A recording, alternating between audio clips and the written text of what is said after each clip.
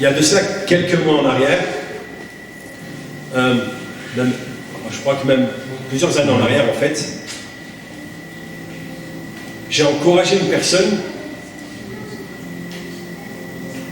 à ce que Jésus rentre dans son cœur pour qu'elle puisse nettoyer, pour qu'il puisse nettoyer, laver, purifier et enlever des meubles dans nos cœurs. Et je lui ai dit, Jésus il veut rentrer, il veut s'occuper de toi, il veut restaurer, il veut remettre le papier peint, il veut remettre toutes choses nouvelles en toi. Mais je lui dis, la seule chose qui t'empêche, c'est ta peur. C'est le manque de confiance que tu as en toi, mais aussi des expériences du passé que tu as connues. Et ça, on peut s'identifier à ça.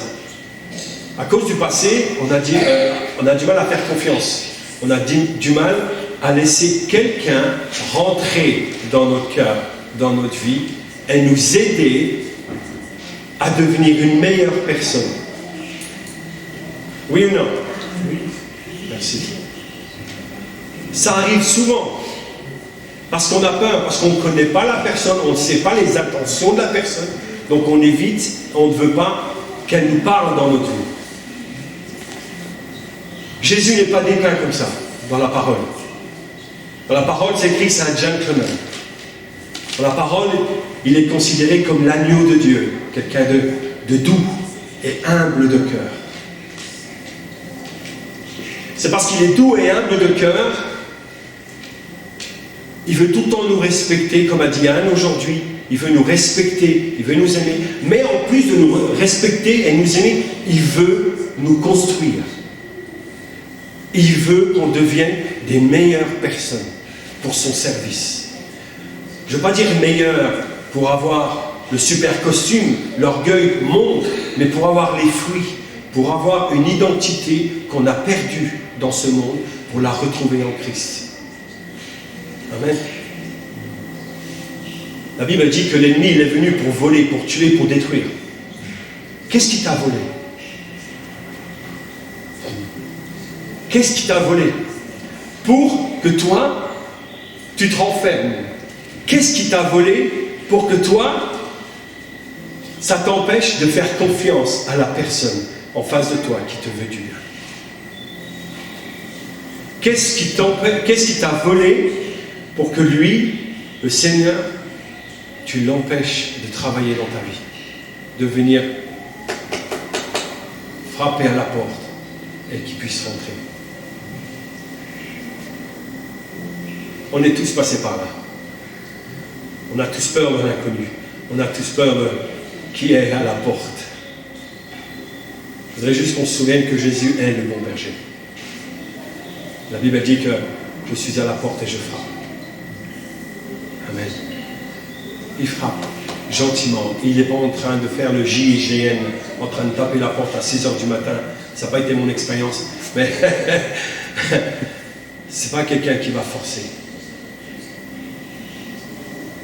Le Seigneur, il est doux et humble de cœur. Et lui, ce qu'il veut, c'est rentrer gentiment pour laver, purifier, changer ce qu'il y a à l'intérieur. Beaucoup de chrétiens pensent que depuis qu'ils sont chrétiens, ils n'ont rien à changer. Quel mensonge! Quel mensonge! Quel mensonge! Comme a dit Eric hier soir, on doit tous s'améliorer, on doit tous porter du fruit, tout le temps. Grandir en Christ. Amen.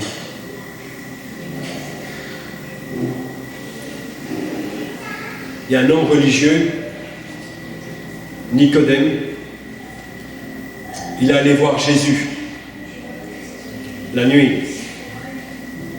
Nicodème, c'est un chef religieux. Nicodème, c'est le chef religieux. Il a une stature, il est respecté, et pourtant il a peur. Il a peur du qu'en dira-t-on. Il a peur du qu'en dira-t-on. Qu'est-ce que vont dire les gens si je vais voir Jésus de la journée et lui parler, avoir une conversation cœur à cœur avec lui.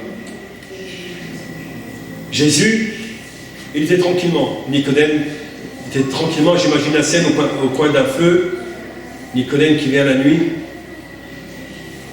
et c'est un peu nous, de temps en temps, c'est nous, hein. On va vers Jésus la nuit quand ça va pas tellement bien, quoi. Quand il y a les ténèbres qui nous entourent, on va le voir, et on lui parle. Et il y a un passage dans la Bible où, d'ailleurs on va le lire, je crois, dans Jean 3, c'est écrit, mais il y eut un homme d'entre les pharisiens nommé Nicodème, un chef juif, qui vint lui auprès de Jésus de nuit et lui dit, Rabbi, nous savons que tu es un docteur venu de Dieu, car personne ne peut faire ces miracles que tu fais si Dieu n'est avec lui.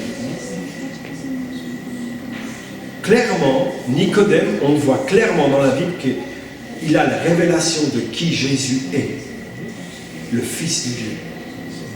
Parce qu'il dit clairement, tout ce que tu fais, tu ne peux pas le faire de toi-même. Il y a Dieu qui est avec toi. Donc Nicodème, le religieux, il va le voir la nuit. D'accord? Jésus lui dit tout de suite, il ne discute même pas, il ne rentre même pas dans le débat, il va directement dans le vif du sujet. Il dit, Jésus lui répondit, en vérité, je te dis, si un homme ne naît de nouveau, il ne peut voir le royaume de Dieu. Nicodème lui dit, mais comment un homme peut-il naître quand il est vieux? Peut-il rentrer dans le sein de sa mère et naître? Jésus lui répondit, en vérité, je te le dis, si un homme ne naît d'eau et d'esprit, il ne peut entrer dans le royaume de Dieu. Waouh! Tout de suite, il lui dit, c'est pas ta connaissance religieuse. C'est pas tous les livres que tu as lus des grands rabbins qui va permettre que tu voies les choses d'en haut, que tu comprennes les choses d'en haut, que tu comprennes les choses du royaume de Dieu. Clairement, il dit, en vérité, je te le dis, si un homme ne naît de nouveau, il ne peut voir le royaume de Dieu. Et naître de nouveau, c'est ce qu'on souhaite tous. Tu sais, on veut tous redémarrer quelque part. Faire comme effacer tout, et si on peut tout recommencer. Qui l'a déjà souhaité? Une fois. On a tous notre passé, comme a dit Anne. On a tous nos problèmes, on a tous nos soucis qu'on emmène avec nous. Et en fait, Jésus donne cette chance, cette grâce à Nicodème en lui disant, il faut que tu naisses de nouveau. Ta religiosité ne va pas te sauver. Voilà. Vous m'aimez toujours? Ta religiosité ne va pas te sauver.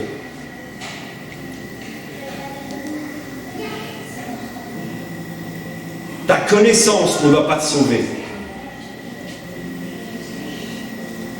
Toi, tu ne vas pas te sauver. Ce n'est pas en faisant des bonnes œuvres qu'on va se sauver, qu'on va être sauvé.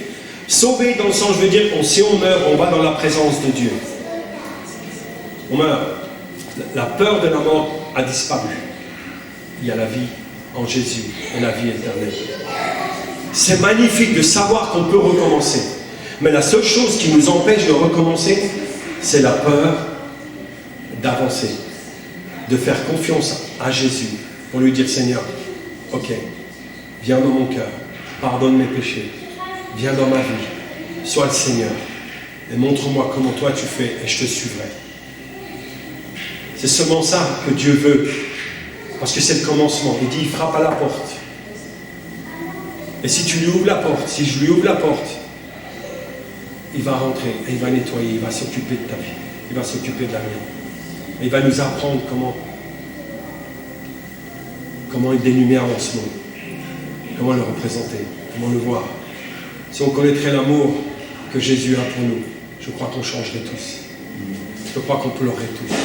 Je crois qu'on serait tous étonnés de savoir l'amour que Dieu a pour nous. Vous êtes là? Et pour ça, il faut que tu le laisses rentrer. Et ce que je dis pas ça aux personnes qui n'ont pas le Seigneur. Je dis même pour moi, parce qu'il y a des étages dans ta vie, dans ma vie, qu'il n'a peut-être pas encore visité le Seigneur. Oh tiens, je ne savais pas que tu avais encore cette cave là. Et tu as ton bon vin. Vous voyez ce que je veux dire? Le Seigneur veut rentrer dans nos cœurs, mais il veut vraiment rentrer et nous changer. Mais en plus de ça, il veut rentrer et nous changer. Mais il ne veut pas rien que s'asseoir et puis lui demander qu'on lui serve un café. Le Seigneur, il ne veut pas tout simplement s'asseoir dans nos cœurs, dans nos vies, et puis tout simplement, tu sais, être assis sur un fauteuil et à rien faire. Il veut vraiment être dans nos cœurs, dans nos vies, et embellir notre maison, embellir notre cœur, embellir nos pensées, embellir notre vie entière, vraiment tout changer. Mais la plus belle des choses que Dieu peut faire, c'est pas non seulement changer, c'est premièrement nous pardonner, nous donner la vie éternelle. Amen. Je sais que ça paraît utopique, mais c'est une vérité. Jésus est réellement ressuscité et il a vraiment la vie éternelle. Je voudrais tout simplement vraiment encourager les personnes, chacun, chacune, et même moi, à apprendre à faire confiance. Un jour, on va tous partir. On va tous mourir. Tous. Et on aura tous cette pensée-là qu'on était à une réunion. On aura tous cette pensée-là. Et ce jour-là, ça peut être ton jour, ça peut être le jour de Dieu, ça peut être le jour vraiment où Dieu vient dans ta vie et dans ma vie. Je sais qu'il y a des chrétiens, ça fait très longtemps qu'ils sont chrétiens, mais je ne m'adresse pas tout simplement aux personnes qui ne connaissent pas. Je m'adresse à tous ceux qui connaissent aussi. Parce que Dieu, il parle à tout le monde. Il ne parle pas qu'à une personne tout le temps, il parle à tout le monde. Et ce que Dieu veut faire, c'est vraiment changer nos cœurs, nos vies. Un jour, on va tous partir, comme j'ai dit, et on va se souvenir de ça. Et la décision qu'on aura prise, cette journée, même ce soir, même demain, on peut y penser. La Bible dit que c'est aujourd'hui le jour du salut. C'est aujourd'hui le jour du salut. C'est pas demain, c'est après-demain. Amen. Vous m'aimez toujours? Oui. Et ce qui est bien, c'est qu'avec le Seigneur, on a tout le temps une main tendue. N'attends pas d'être parfait. N'attends pas que ta maison soit parfaite. Vraiment parfaite. Parce que justement, il est venu pour nous restaurer. Il est venu pour guérir. Il est venu pour nous faire du bien. Dans Isaïe 61, c'est écrit « L'Éternel m'a oint pour annoncer une bonne nouvelle, pour guérir ceux qui ont le cœur brisé. »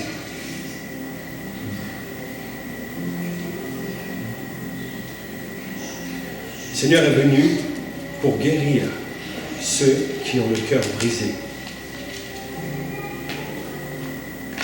Il est venu dans un but précis. On a tous eu un cœur brisé, oui ou non? On a tous eu ça. Et Dieu veut restaurer quand même. Comme a dit Anne tout à l'heure, oui, cet après-midi, ce matin, elle a dit qu'il y avait l'espoir. Tout le temps l'espoir. En Christ, il y a tout le temps l'espoir. N'aie pas peur d'avancer. Aujourd'hui, il t'appelle, il m'appelle. Il nous appelle tous. Tu sais, il a appelé les disciples, je leur ai dit, quand il y avait la tempête, il a appelé un disciple. Il a appelé qu'un disciple, c'est Jésus. Pierre. Jésus a appelé Pierre. Quand Pierre était sur le bateau, puis qu'il a demandé à Jésus, Seigneur, si c'est toi, ordonne que je vienne. Jésus, il n'a pas dit, c'est moi Pierre, c'est Jésus. Il a juste dit, viens. Et ce viens, il s'adressa à tout le monde. Il s'adressa à tout le monde. Le mot vient s'adressa à tout le monde. Et ce soir, il s'adresse à tout le monde. Il s'adresse vraiment à tout le monde, le mot vient. Il s'adresse à moi. Il s'adresse à tout le monde. C'est un message universel. Et quand il a dit à Pierre, viens, Pierre est sorti. Malgré ce qui se passait derrière lui, malgré ce que les gens disaient ou pensaient de lui, ou ce qu'ils allaient dire de lui. Pierre, t'es fou, tu vas marcher sur l'eau. Pierre, t'es fou, tu vas couler. Pierre, c'est un fou. Je préfère être fou comme Pierre que d'être insensé dans le bateau et d'avoir pas connu Dieu. Le jour où j'ai entendu la voix de l'évangile, le jour où Jésus m'a appelé et que j'ai refusé d'écouter. Parce que je veux marcher sur l'eau. C'est un message qui nous change. De A jusqu'à Z, du matin jusqu'au soir, de janvier jusqu'à février, l'année d'après, tous les mois que vous comptez. C'est un évangile de puissance, c'est un évangile qui transforme les cœurs, qui transperce les cœurs. C'est un évangile qui te construit et au-dessus de tout, il nous change. La Bible dit qu'il nous a appelés, pour nous a inscrits dans le livre de vie. Il nous a mis dans le livre de vie. J'ai pas envie de mourir et avoir des regrets. J'ai pas envie que tu meurs et que tu aies des regrets. C'est pas le but de Dieu dans ta vie. C'est pas ton but. Comment elle s'appelle? Edith Piaf, j'allais dire Jeanne Masse. Mais non, c'est Edith Piaf, elle a chanté « Non, rien de rien, je ne regrette rien ». J'en doute énormément maintenant. Sur son lit de mort, ce qu'elle a dit. On ne sait pas ce que demain nous prépare, nous donne. On ne sait pas. Le jour où mon frère est parti, il y avait ce sentiment de bonheur parce que je savais où il était. Et je sais où il est. Et je sais que je le reverrai. Et je sais qu'on mangera ensemble. Et je vous le présenterai. Je vous présenterai ma sœur. Même si la Bible dit qu'on se connaîtra tous déjà. La Bible dit c'est aujourd'hui le jour du salut. C'est aujourd'hui. C'est aujourd'hui. Si tu entends sa voix, n'endurcis pas ton cœur. Endurcir ton cœur, ça ne veut pas dire que tu deviens une personne méchante ou mauvaise. Ça veut dire que tu commences à raisonner. Tu commences à te poser plein de questions. Oui mais non, moi j'ai pas tellement d'évidence, j'ai pas tellement de... Oui mais moi tu sais, moi j'ai fait tellement de choses que... Qui suis-je pour? Cette semaine j'ai parlé avec quelqu'un, je l'ai regardé, je lui ai dit gentiment, on parlait gentiment, puis d'un coup, bam, je l'ai regardé, je lui ai dit, je sais que tu penses que tu n'es pas digne de Dieu. Et là il s'est mis à pleurer. Je lui ai dit viens on va faire un tour.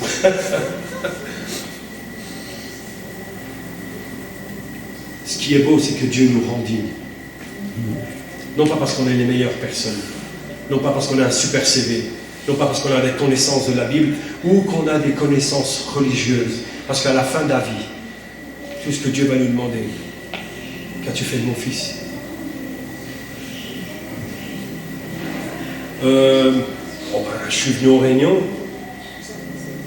j'ai loué Dieu, j'ai participé. Je parle aux chrétiens là aussi. J'ai fait ci, j'ai fait ça. J'ai aidé une petite dame à traverser la rue. J'ai donné du pain gratuit. Jésus, il va dire c'est bien. C'est bien. Et à la fin, il va dire qu'est-ce que tu as fait de mon fils? Ah oui, mais j'ai entendu parler de lui. Ça va, hein. Je n'ai pas fait grand-chose, Seigneur. Qu'est-ce que tu as fait de mon fils?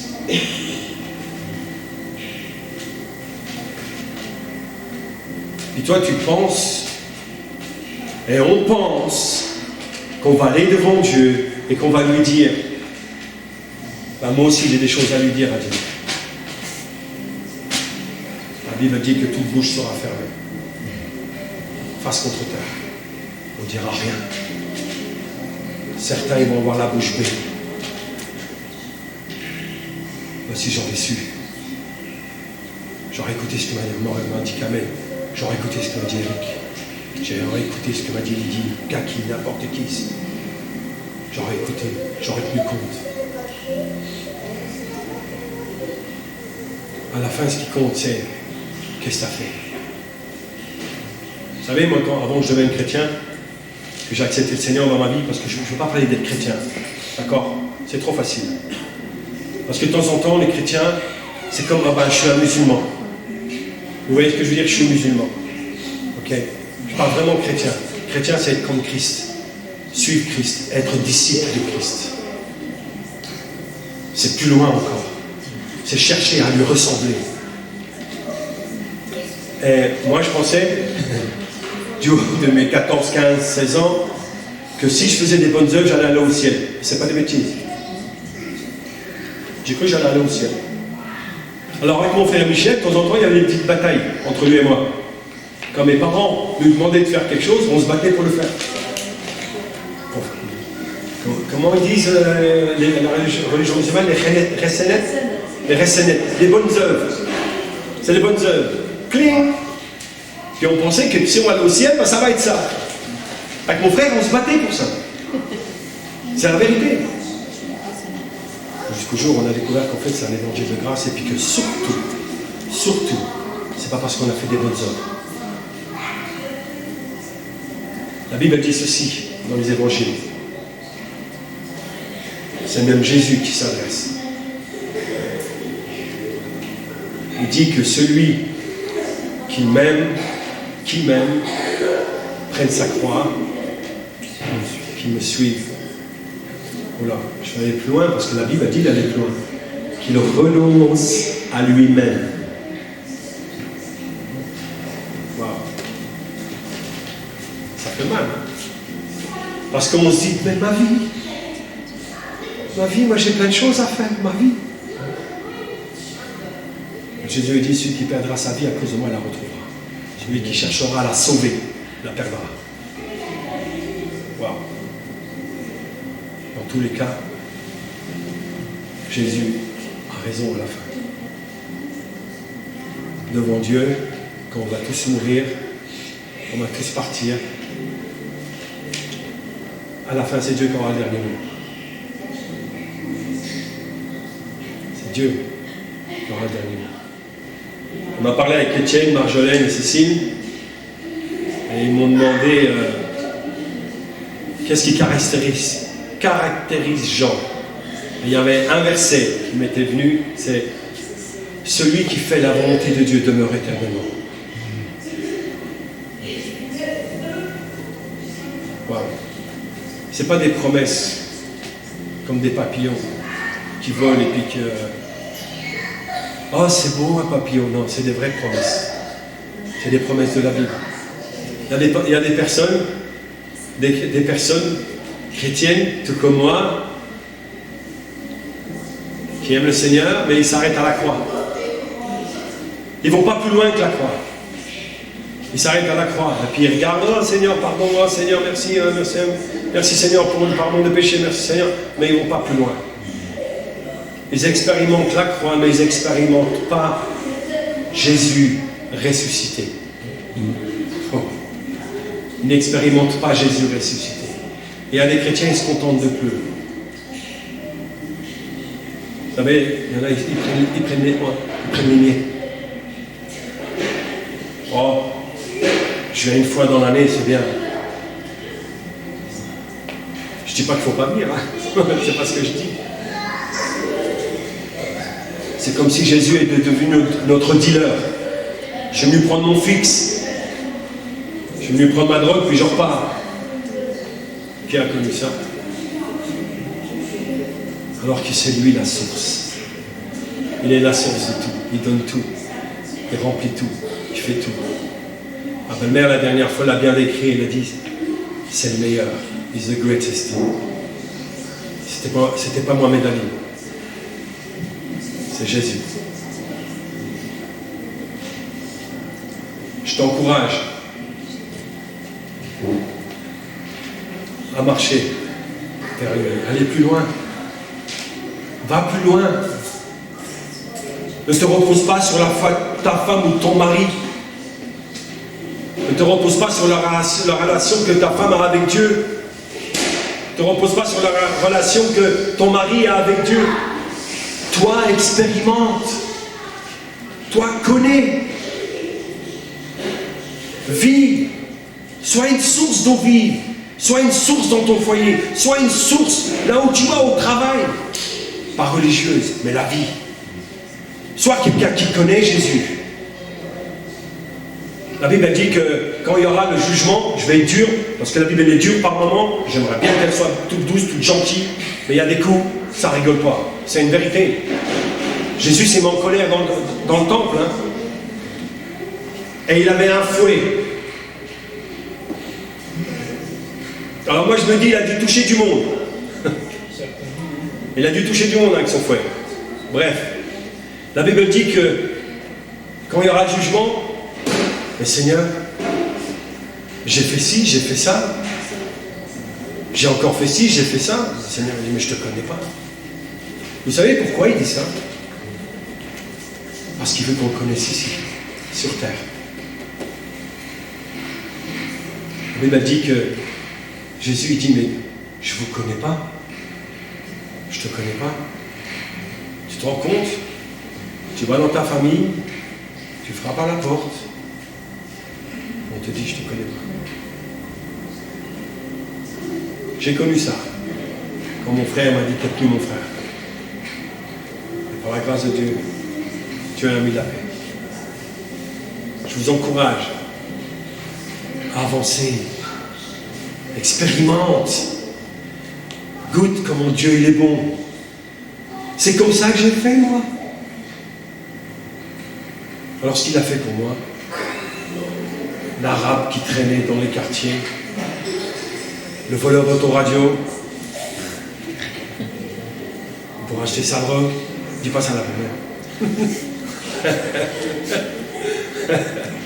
Ça va la choquer.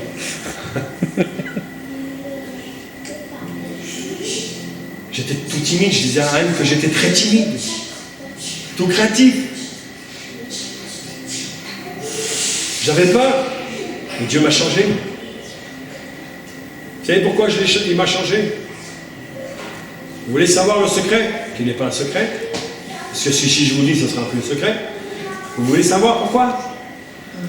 Non, c'est tout simplement parce que je lui ai laissé. Je lui ai laissé les clés. Ça arrive que je ne sois pas d'accord avec lui. Hein. Tiens, je lui donne les clés, mais je ne suis pas d'accord. Mais je te donne les clés quand même, parce que j'ai confiance en toi. On doit apprendre à faire confiance. J'ai dit un jour à un ami, pourquoi je te mentirais? Pourquoi je te mentirais en disant que Jésus pardonne, Jésus t'aime, que Jésus m'a changé la vie? C'est fort, hein? Amen. Je vous encourage. Réfléchis. Réfléchis sur ta vie. Parce qu'on se rapproche. Réfléchis sur ta vie. Réfléchis sur ta vie. Qu'est-ce que tu veux faire? Où veux-tu aller avec le Seigneur? Réfléchis. Pose-toi les bonnes questions. Je ne suis pas le rebelle. Parce qu'à la fin, il gagne. Il a gagné avec Manu, il a gagné avec moi, il a gagné avec Camille, il a gagné avec Eric, il a gagné avec Anne. Il a gagné avec du monde ici. C'est magnifique de savoir que Jésus, c'est un easy rider. C'est magnifique de savoir qu'on peut lui faire confiance. On doit apprendre à ne pas avoir peur, mais faire confiance. Quand je suis devenu chrétien, j'allais à l'église. Il y a Jean-Jacques, je ne sais pas si tu t'en souviens de Jean-Jacques. Il est venu me voir. J'étais très timide, il vient me voir et il me dit, écoute Philippe, je l'ai déjà dit ça, mais je le redis. Tu veux que ta foi grandisse? Viens, écoute la parole. Lis la parole. Intéresse-toi, sois curieux. Et la foi va grandir. Et il a une raison. Parce que depuis ce jour-là, je n'ai pas lâché. C'est magnifique. C'est une aventure, elle n'est pas facile, mais ça vaut le coup. Parce que la destination, elle est dans la gloire. Et je me permets juste de rajouter, c'est pour plaisanter, mais je dis ça avec un sourire. Si vous voulez que je vous présente mon frère Jean. Il a mangé le couscous avec ma soeur Jemila. Elle l'a fait. Amen.